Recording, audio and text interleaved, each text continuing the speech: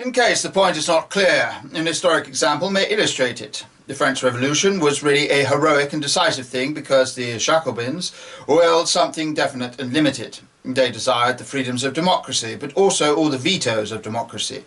They wished to have votes and not to have titles. Republicanism had an ascetic side in Franklin or Robespierre, as well as an expansive side in Danton or Wilkes.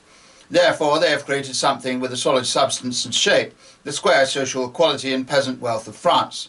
But since then, the revolutionary or speculative mind of Europe has been weakened by shrinking from any proposal because of the limits of that proposal. Liberalism has been degraded into liberality. Men have tried to turn revolutionize from a transitive to an intransitive verb. The Jacobin would tell you not only the system he would rebel against, but, what was more important, the system he would not rebel against, a system he would trust. But the new rebel is a skeptic and will not entirely trust anything. He has no loyalty, therefore he can never really be a revolutionist. And the fact that he doubts everything really gets in his way when he wants to denounce anything.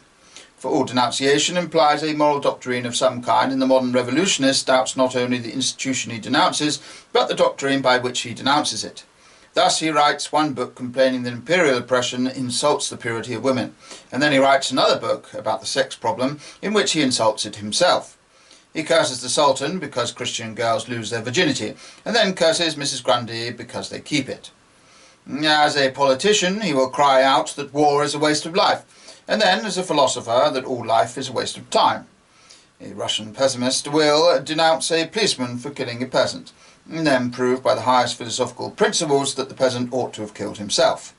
A man denounces marriage as a lie, and then denounces aristocratic profligates for treating it as a lie. He calls a flag a bauble, and then blames the oppressors of Poland or Ireland because they take away that bauble.